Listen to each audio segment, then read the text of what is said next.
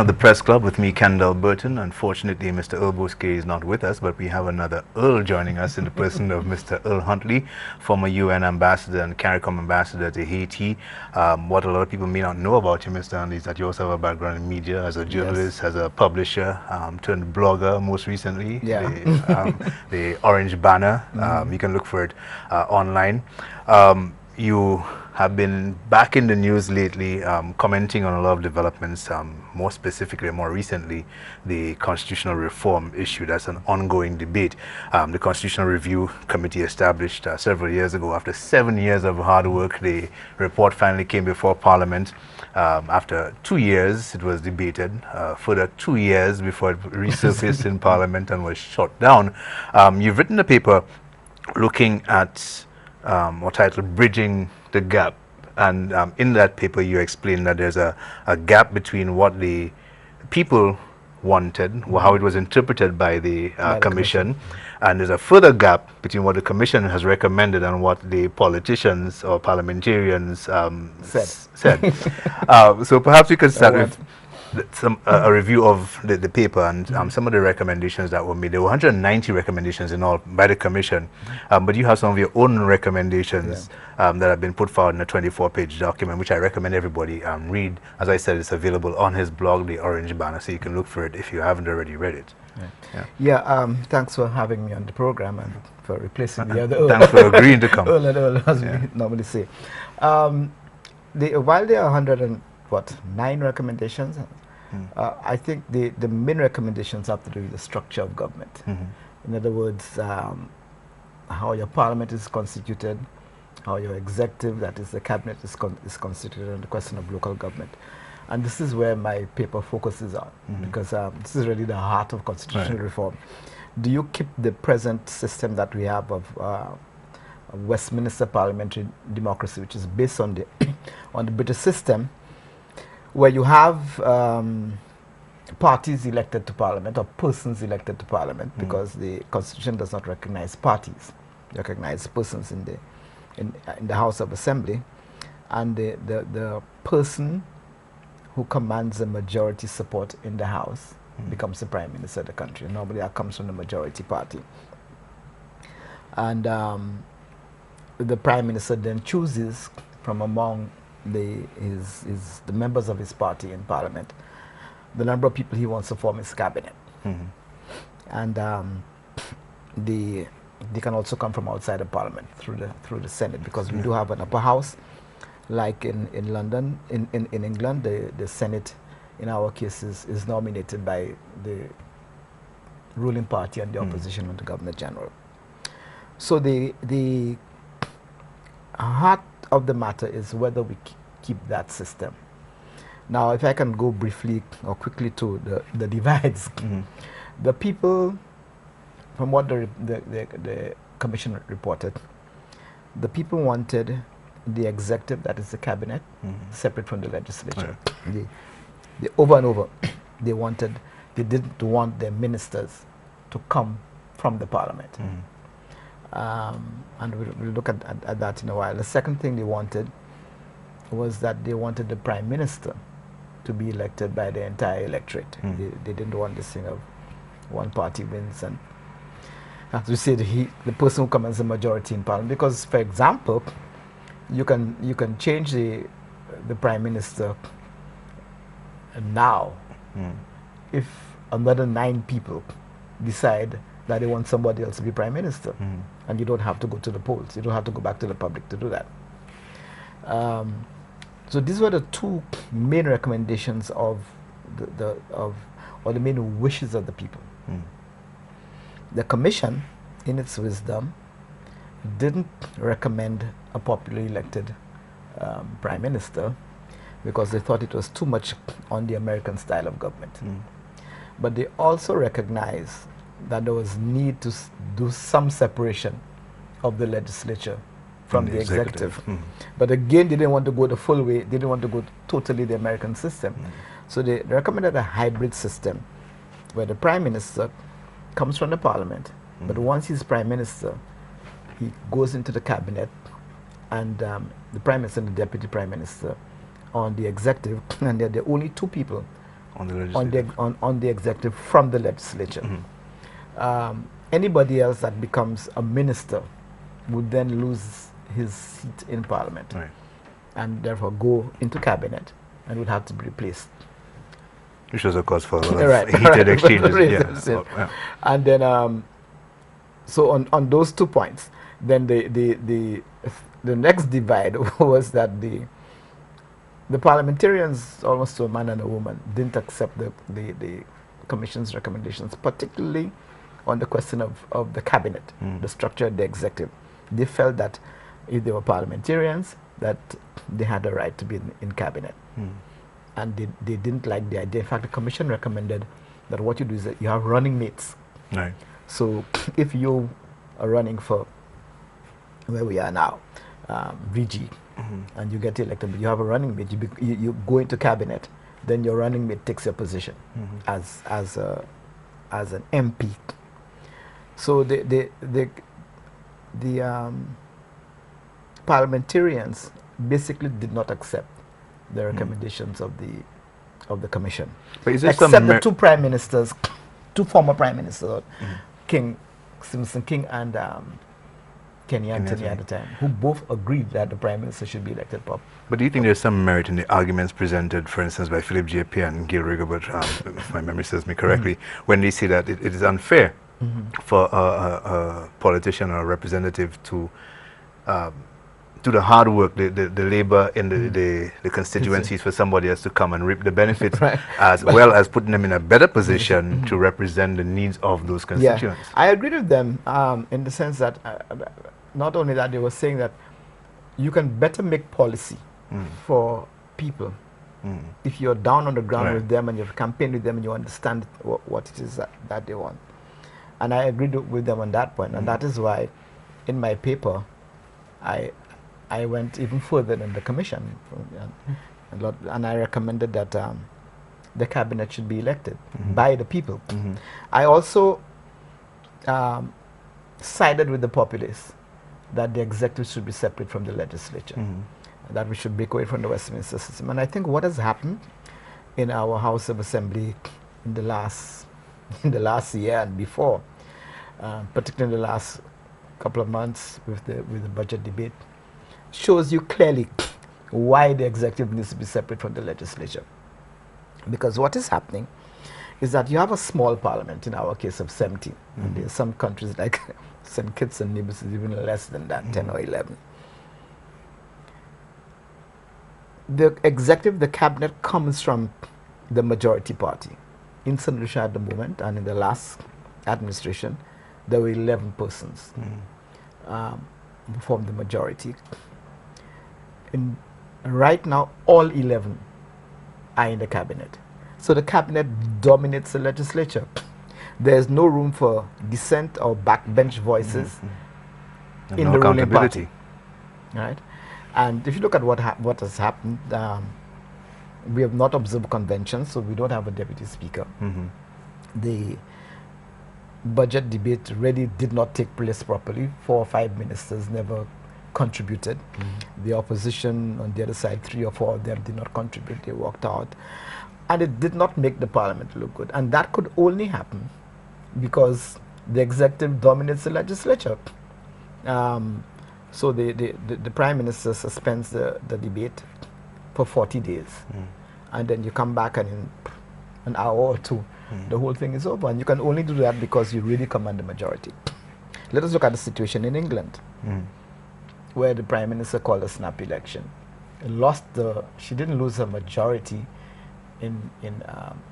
they lost the majority in parliament and now has to team up with another party to govern. So it's a minority government. It's a 650 member parliament.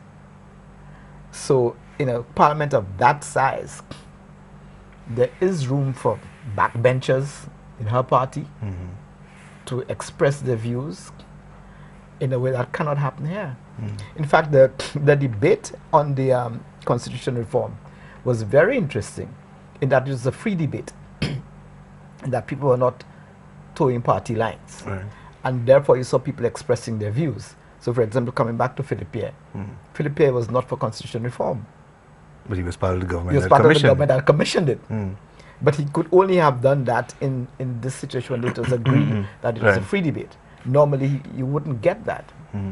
And as I said, if we look at what has happened in the parliament in the last year, it makes it the case for reform even more strongly that the executive should be separate from the legislature.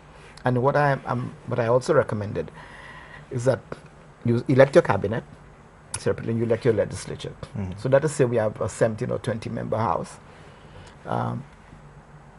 All 17 people who are elected as legislators.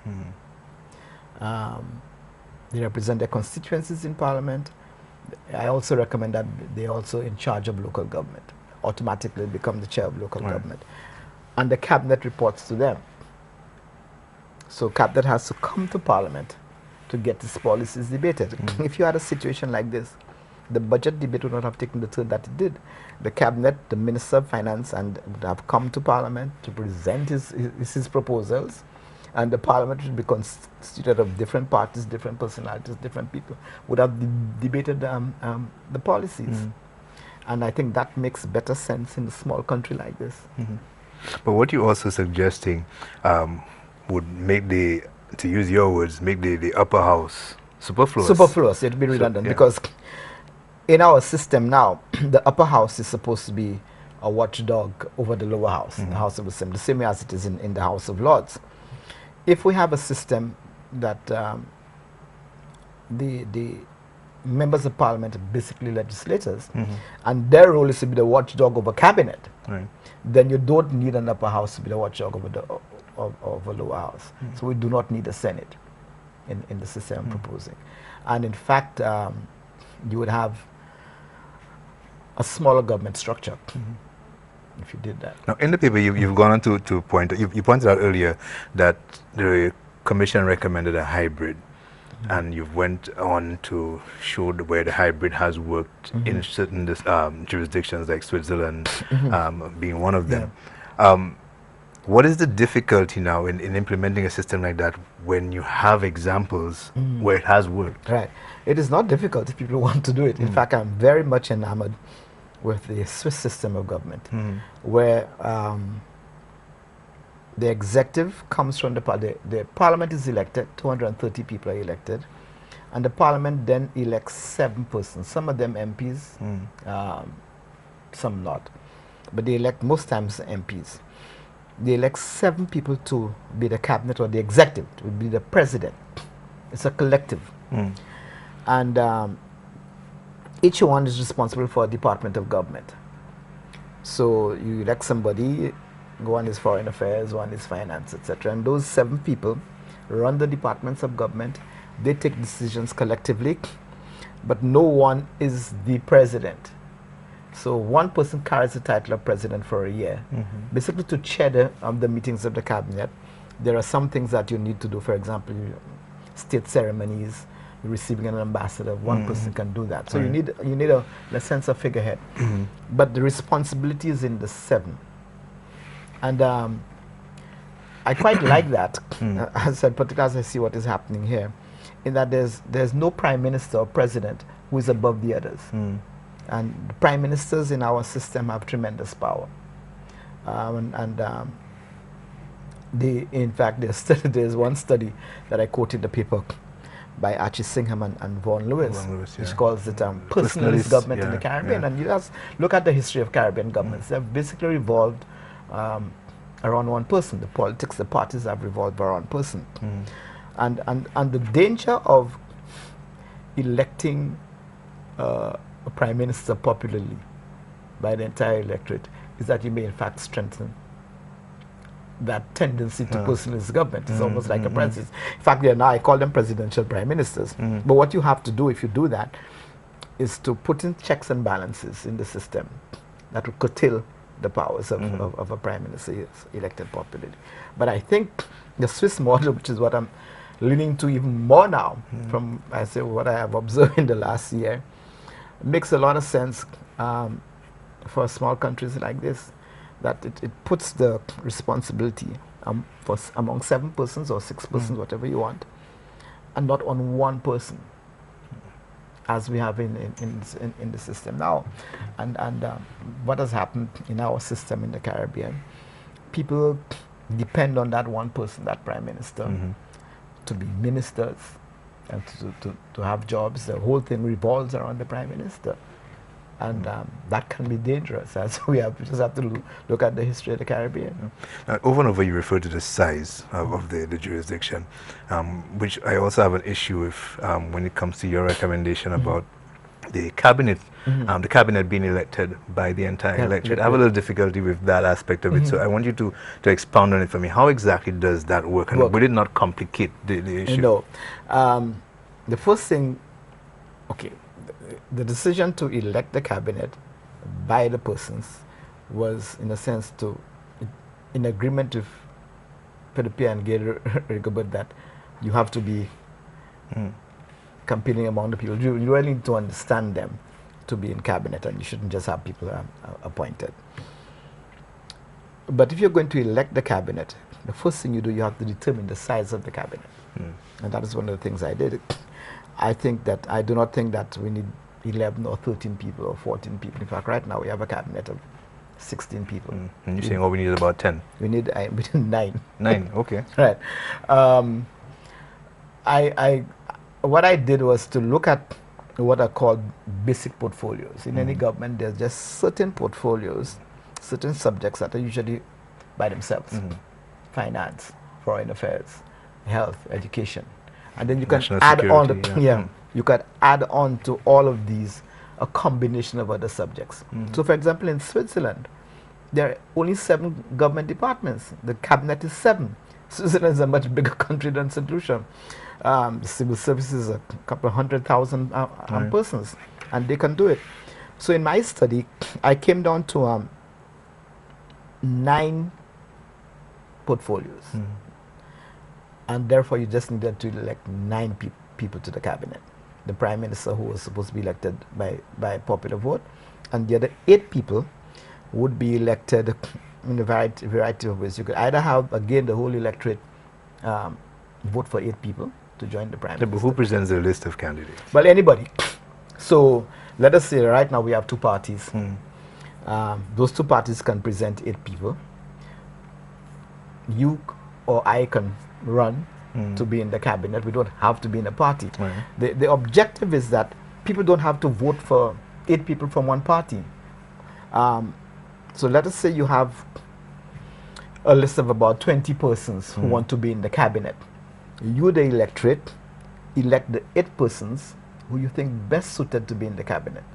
In that way, you'll get a cross-section. Okay, so when I go to the ballot box, I'm getting a list of 8 persons. You're getting a list of more than 8 persons. You're getting a list, let us say... Or to select 8 from. To select 8 from. Okay. Let us say we have 2 parties, and I'm trying to do away with the parties too. You have 16 from the parties. You have probably about another 10 or 12 people, whatever, who come up individually. Let us say we have a list of 20 or 25 persons who have presented themselves to be in the cabinet, either through parties or through as independent persons. The electorate goes, looks at those 25 persons and selects 8. Any 8 that they think are the best suited people to be in cabinet. Those people would, of course, have had to campaign and go and explain their points of view and show people that they are competent enough to be in cabinet. And therefore, you would end up with a group of people, not necessarily from one party. So we have different views, and therefore the 8 of them with the prime minister work together. We're due for a break. We'll take the break. When we come back, we'll continue our conversation. We're talking with former ambassador to the UN and the CARICOM to Haiti, Mr. Earl Huntley. This is the Press Club. We'll be right back.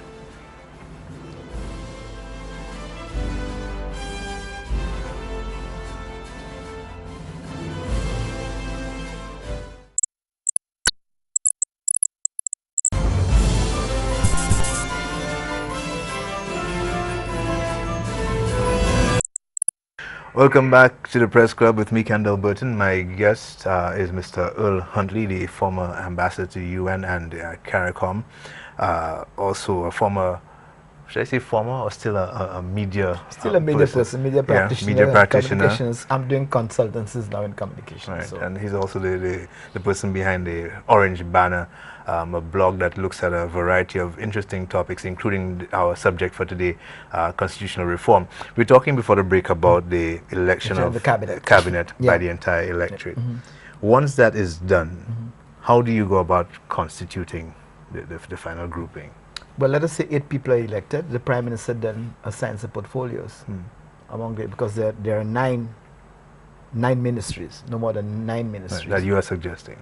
Yeah, I'm suggesting that in that model, right. there are 9 ministries. You elect the Prime Minister plus 8, and he then assigns a portfolio. So the cabinet does its work, and the cabinet reports to the Parliament, which is elected separately, which consists of let's say 17 or, in fact, in the model I suggested a smaller cabinet, a smaller house of about 15 persons, because I didn't want to have a bigger government structure than obtains now. So let us say you had 15 MPs and 9 persons in cabinet. That's 24 people.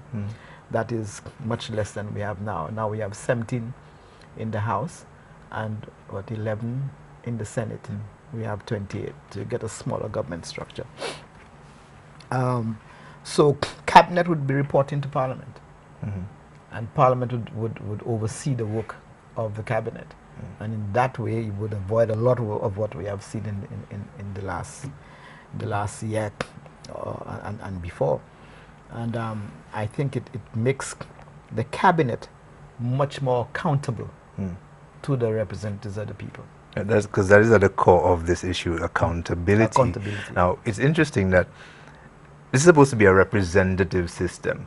The government is there to represent the people, the members of Parliament are here to represent the constituents, and that doesn't seem to be the case. Even in the case of the commission, as we started off by saying, the commission met with people recommended certain things, the commission decided they were not ready for it. But yeah, right. You know, the commission submitted a report, the report went before cabinet, and cabinet decided they're not ready for it. You know, well, not quite, huh? I mean, it went to, well, yes, it went to cabinet. The cabinet took a while before you're correct, right, before it went to Parliament, right? And Parliament didn't quite reject it. What they didn't. What would you call it? Well, they didn't. Let us say they didn't agree with the proposals, but the conclusion at the end of the debate was that a joint committee of Parliament should be set up to look at all of what they had said, look at what the commission had said, and basically prepare recommendations as to what proposal should go forward for Parliament to vote upon. But the point that has not happened. The point that I want to make is that if the government or the parliamentarians are here to represent the interests of the people, and to my mind that hasn't happened in this case, then to what degree is that addressed in the constitutional review process, or to hold the government more accountable so they are more in keeping with the ideal of being a representative government? When government makes decisions, to what extent are they reflective of the desires of the population or the electorate? Well, and there are a number of issues we can use to substantiate a recent issue. Right. Parties come to power and they have a manifesto. And basically they should be operating according to the manifesto. These are the plans I had. These are the plans that people accepted. And therefore, I go ahead and implement those plans. But in a lot of cases, we see that the things that happen that are not in manifestos. And governments come and do them, sometimes without consultation. And that causes problems. But if you had a system like we're proposing of a separation of the powers, where a cabinet, a government, comes and wants to implement something, it then has to go to the Parliament to get approval. In that way, it is accountable to the people. Because what has happened in the system, the people are electing the government, but the people are also electing the Parliament to watch over the government on their behalf. What has also happened in our system is that I have found even more and more that the interests of the party, what Thomas Burnham used to call the paramountcy of the party over the government, the interests of the party take precedence over the interests of the country. So, for example, what we have seen in St. Lucia in the last year in Parliament, basically, is that the ruling party has been trying to, in a sense, keep the opposition down. I'll give you an example. The DSH agreement, the DSH project, the ruling party says that the only reason why the SLP is opposing it is because they're afraid that it's going to bring jobs and development in the South and therefore ruin their chances of ever being elected in the South again.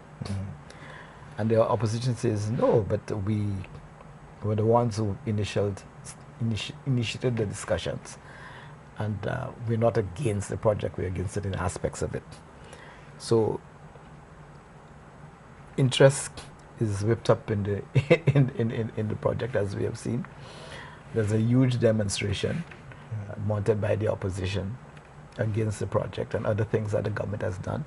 And instead of the government sitting back and assessing what the demonstration is about, they run and do a counter meeting in Viewfort. So they look at the things from a political point of view.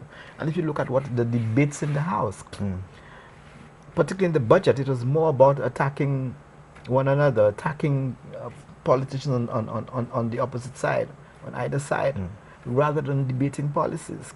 So that there's too much emphasis on the party being successful and the party maintaining its position as the government, rather than on the development of the country. But you also raise a very interesting point in terms of the DSH project, and we can, in today's edition of the Star, for instance, and throughout the week there was news about this hotel project planned for Choiseul.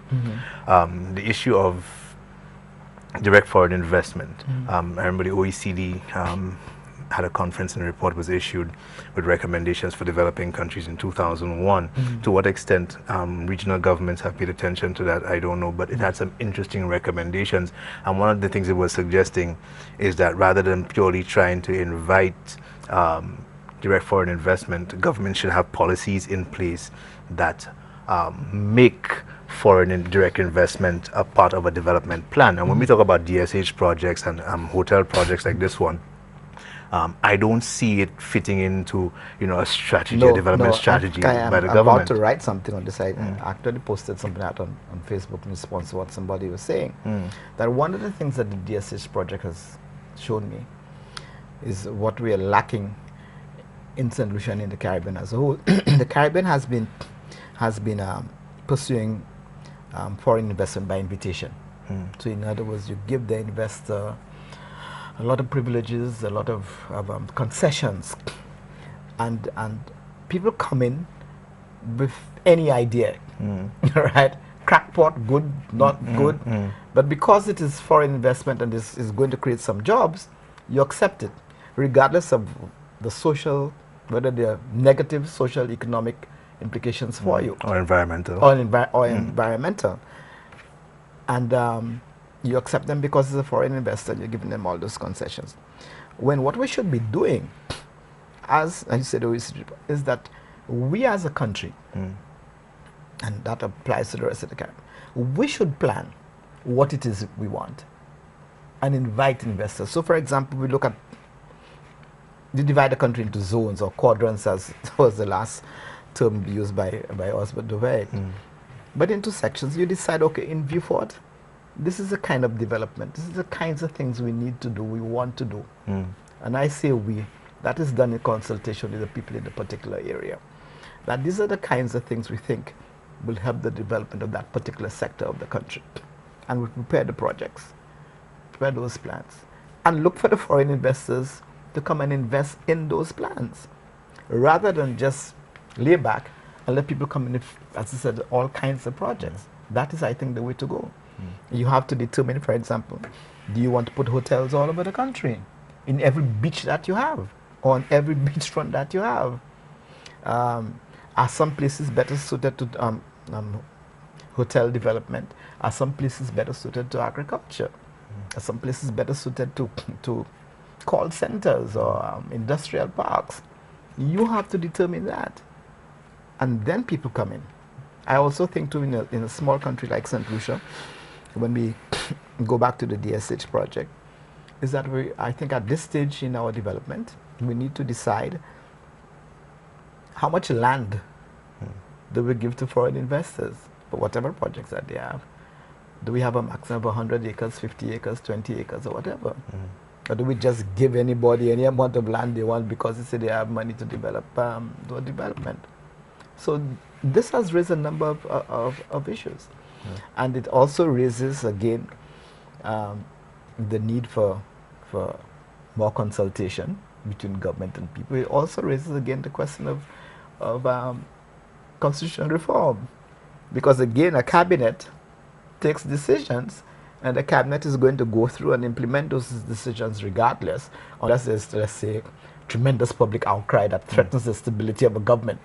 Then they will go through and do it because the parliament can't control them, because they're part of the parliament and they dominate the parliament. Yeah. You made the point about the DSH project, or any investment for that matter. If you're going to develop a certain area, that you consult the constituents in that area. Isn't that part of the problem? And again, it's related to constitutional reform, that a lot of governments perhaps feel pressured to achieve a lot of the things that they set out in their manifestos in a very short space of time. So there's not that time for consultation. We have to move rapidly because, as the other Earl and I discussed, Caribbean governments, granted that they have 5 years in office, can be reduced to about 3 years. The first year to adjust, the last year to prepare for elections. So in essence, you're working with 3 years, a short space of time. Would that account for it?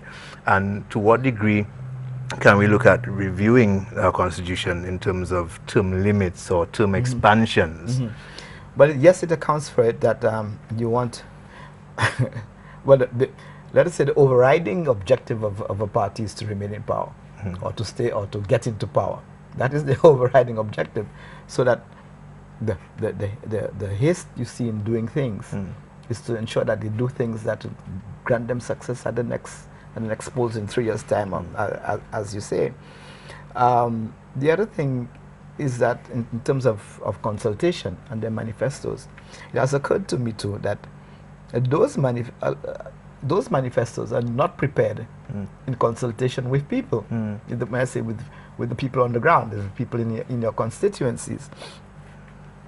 So that if you had done that, then what we're talking about, the time to consult, the 3 years that you have, that would be reduced. That would be expanded in the sense that your manifesto has come out of discussions with persons across the country. So it's more reflective of it.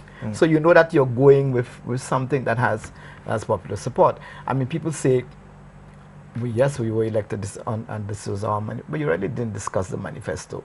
It's basically this is what we're going to do. This is what we're going to do, and you bring it out sometimes a week before an election or 2 weeks before an election, or a day or two. There's been no opportunity in the way the politics works there for the populace to discuss manifestos with those who are prepared and those who want to represent them.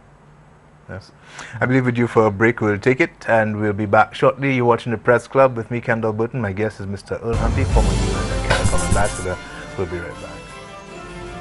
Bye.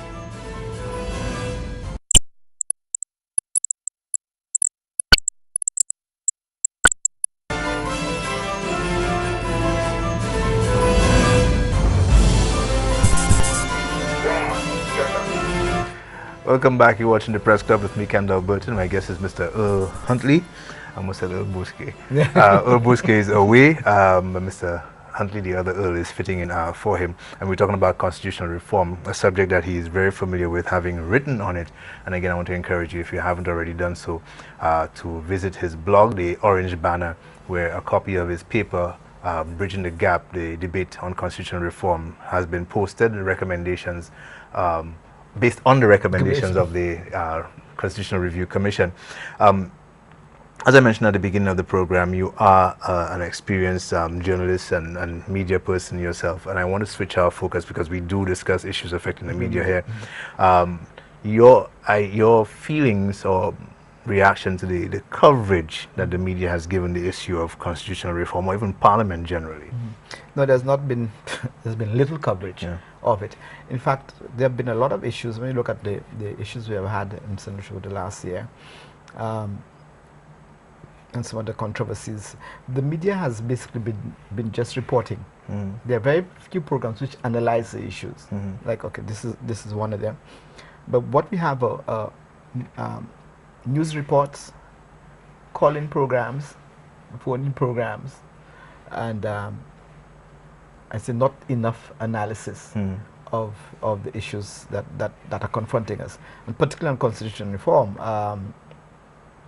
The House debate was broadcast, and that was the end of that. There were 1 or 2 articles in the newspaper, in The Voice, on the constitutional reform after the debate, but there's been no media house that has decided, okay, let us take up this issue as something that we'll examine consistently. And the same applies to a lot of other, I think, very important topics. There's not been enough analysis and questioning of some of the issues. I'll give you an example, one that struck me recently. One was the controversy over the National Trust and the removal of the subvention by government. And the Prime Minister, when he was in one of the occasions when he was asked about this, he says, "But look, you know, we've been asking everybody to present a business plan, and based on their business plan, we'll decide whether the thing is feasible, we'll fund them." But none of the media persons who interviewed the Prime Minister on that, nobody asked him, "But do you ever really indicate that to the National Trust?" The budget process, the preparation of a budget, takes about 6 months, starts from about October. Did you ever write the trust to say, look, we are thinking of reducing or cutting out your subvention. Can you make a case to keep it? Nobody asked that, and I don't think that happened. The other case was the last incident in the House, the closure of the debate. When the opposition walked out. The media focused on the opposition's walking out. In fact, when the Prime Minister got up, he said, "Madam Speaker, I'm exercising my right to close this debate because the opposition doesn't want to speak." But nobody asked the Prime Minister, "Why didn't you ask your 4 or 5 people to speak?" They just went along with this, so that there is need for more rigorous questioning and analysis by the media. But I think there can only be rigorous questioning and by the media if the media understand some of the issues that you're pointing out. For instance, do they have a sufficient understanding of the parliamentary process to know that, you know, this shouldn't happen, or this should have happened, or this is not the way it should have been done, as is being suggested by the opposition? Then you do the research, or you call in people who have the knowledge and talk to them about it. And that is one of the things that, in a sense, we the public have, and those of us who have the knowledge, who are experts, have to blame ourselves too, because not enough people are coming forward who have specialist knowledge to discuss those issues. Nobody wants to offend anybody. They want to offend the political directorate. They concerned about their mortgages and the this and the that. So we sit back and allow things to happen, and we don't question, because the journalists, the media will not have all the expertise. I mean, a lot of people are very young reporters. When you look at the media houses now, they will not have the expertise. If you look at the more developed countries, you'll find, let's look at the big networks like the BBC. So you have a specialist, you have somebody who's covering health, who's covering this, who's covering that, covering different issues. And then they can bring in experts because they have large populations. We don't have that. And we are not able to make use of the few resources that we have. In the age of technology, is that still a valid argument? Because in a sense, well, you can do the yes. You as the journalist can do the research, right, and get the information. But it's also even better if you have people there who you can question, who can bring out that information. The other thing, of course, is to do commentaries. Mm. You, as the journalist, you do commentary on a particular situation, but again, we don't have that. At your own risk. But Yeah. Now, you see, one of the issues that I have, and we can go back to the development issue. Look at the National Trust, the DSH, the environmental concerns that have been raised. You and a former ambassador, you would be privy to some gatherings of international diplomats and some of the discussions that have come out of that. And to what extent now is or are those issues, environmental concerns, even moral concerns to an extent, part of or the basis on which international aid is given, for example, or how much they factor into international accords and agreements, you know. But the fact is that over several decades, you've had this issue of a balance between development and environmental issues. And then you have a government that comes and seems to ride roughshod over, you know, people's feelings toward the environment or the need for protection. And in the absence of the required constitutional reform that would facilitate the accountability we addressed earlier, you have a media that now has even more of a role, you know, in terms of holding the government accountable. But that's not happening. So how do we go about changing that? You know, do we look to senior people like yourselves, perhaps, you know, to take the lead, or? Well, the media owners have to train their staff, their employees in that direction. You need to be able to employ people, and therefore that means paying them better wages than they're being paid now.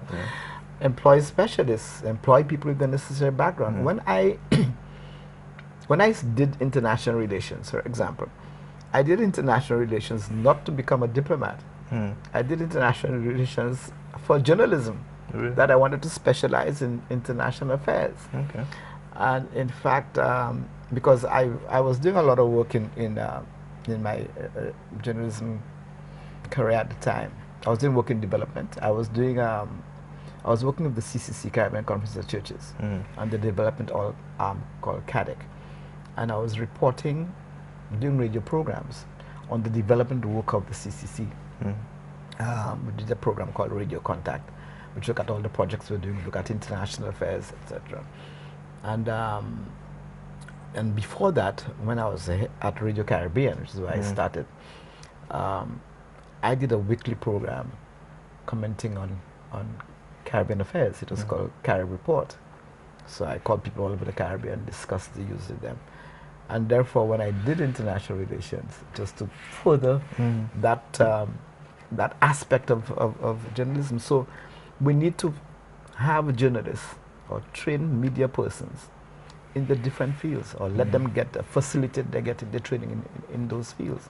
In that way, you have a more informed media personnel, media team, who can deal with those issues. And who can ask the hard questions. But speaking of hard questions, when the government and comes... informed questions, because many times I've found people come and interview me, you listen to them interviewing other people, and they ask some basic questions, and then you realize that there's no follow-up. The kind of follow-up you think is necessary. It's because the journalist doesn't have the background information himself to ask the necessary hard follow-up question. Now, I want to go back to the development issue, because there were a couple of things I wanted to touch on that we didn't. We talk about the short space of time which government has to work with to achieve the goals or the items laid out in the manifestos, and striking the balance between development and environmental concerns, for instance. When a government comes in and having promised jobs, and a foreign investor comes in who can present those jobs, there's a degree of pressure that you must be under to deliver on those jobs, on the campaign promise, as well as to create the developmental goals, or to achieve the developmental goals that you've set for yourself. And I think very often the difficulty is striking a balance again between the two. There's always the risk when you talk about international direct foreign investment. There are concerns about salary equity. There's a talk about, or concerns about profit migration, you know, that sort of thing. To what extent can we now create an environment where we dictate things to the investor, as you suggested, rather than the investor dictating to us when things are so difficult and you know the direct foreign investment is so rare to come by. Because ideally you want to put yourself in a position where you can dictate to the investor, okay, you come in and here's the deal. You're going to employ X number of locals. You're going to train them for X number of years so that when you or leave or you expand, that we have a human resource base, you know, that we can use for other things, that we can use to develop the country generally. And that's not happening. That's not happening because the model you're pursuing is to invite the person to come in and give him as many concessions as he wants. In fact, you're already in a weak negotiating position because you're already because you want so much to get the jobs in. You're sometimes ready to give up almost everything to get those jobs. And you want to get those jobs because it also guarantees you some political success at the end of the 5 years. But if we are pursuing a model where said we have the plans, we have the projects, while you're still looking for the money, but at least you have something to negotiate with. Okay, I want to do, let's say, a hotel in Choiseul, and that's the kind of hotel I want to do. You can get somebody comes in. You're the one who has the land, you know. You're the one who has the beach. And that is your strength. And I find sometimes we give a lot of that away. It's the same with the cruise ships. I had the discussion recently with cruise tourism.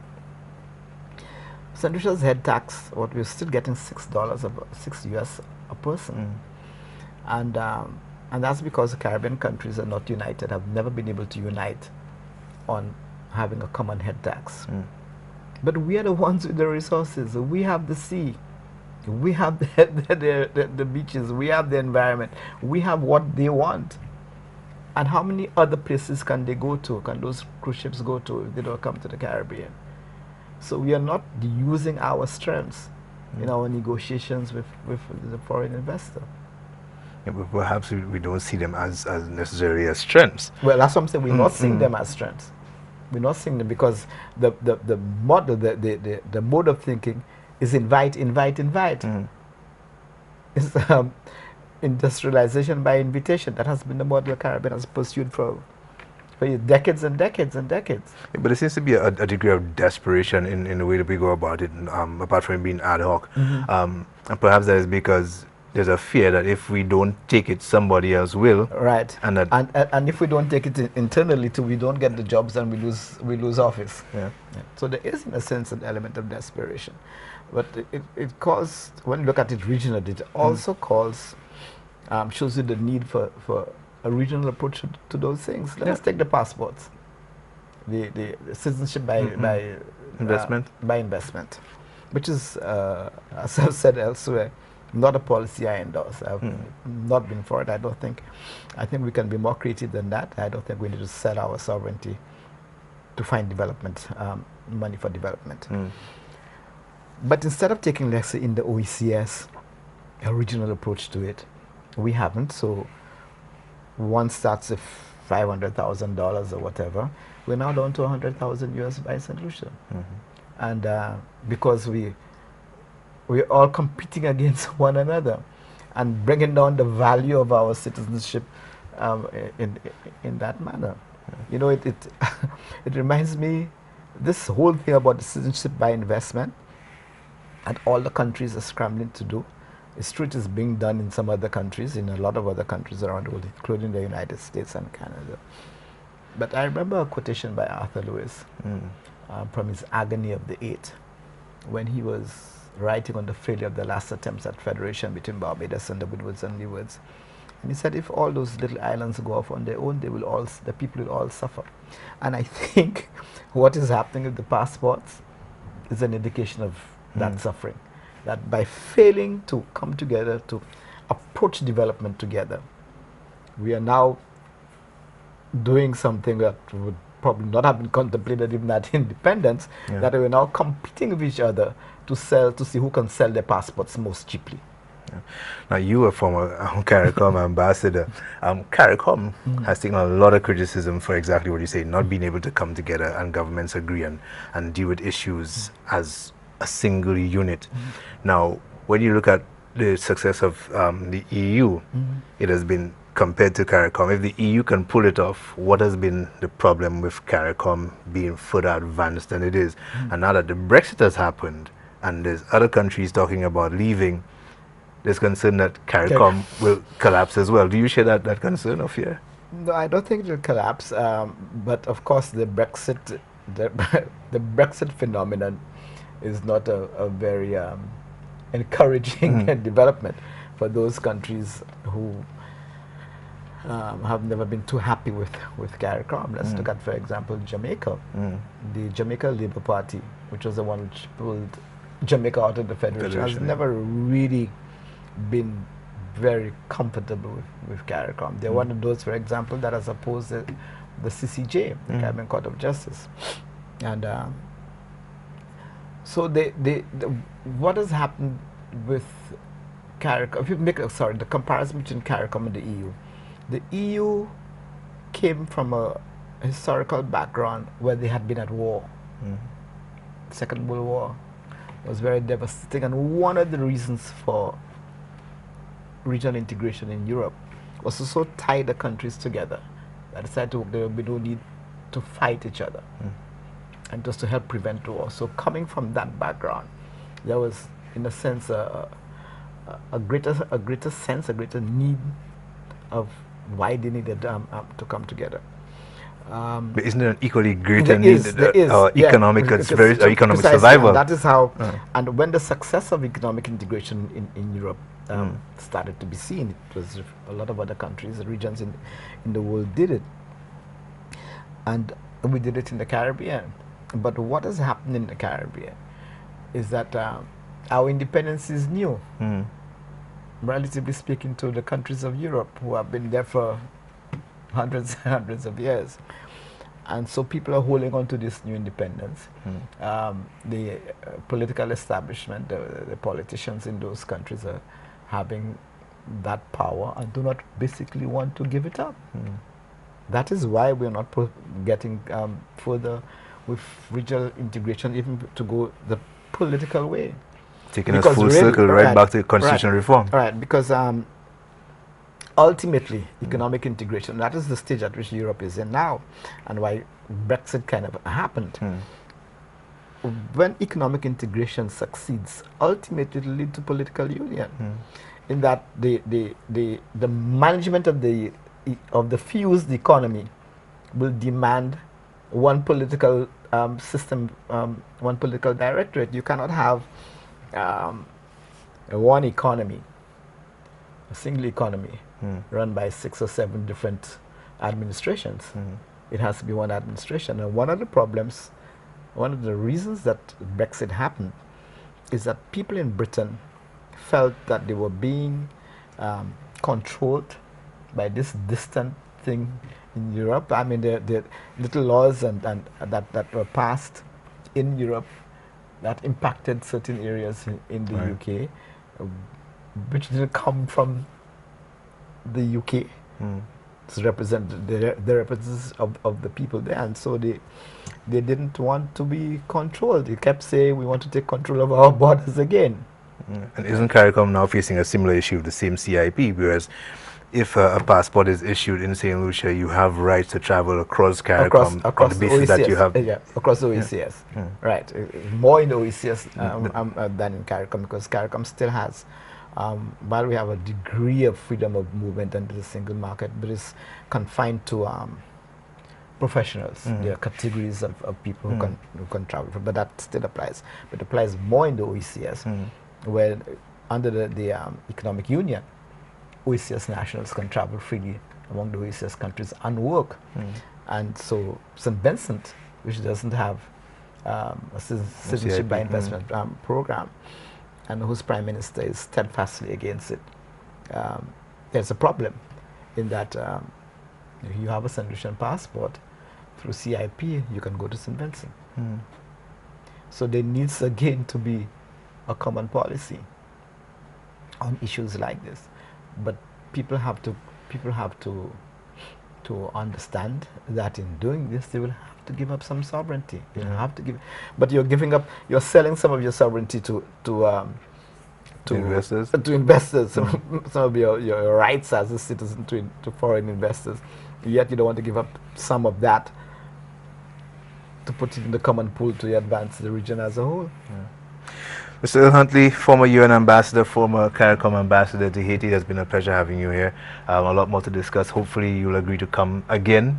Well, I suppose now that I've started replacing the other early, yes. You might as well. Yeah, thanks for having me. The time went even faster than I thought. Yeah, but I really appreciate it. Learned a lot. Hopefully you did as well. We'll be back here next week. You can join us then for another edition of the Press Club. Until then, I'm Kendall Burton. Have yourselves a safe and enjoyable weekend.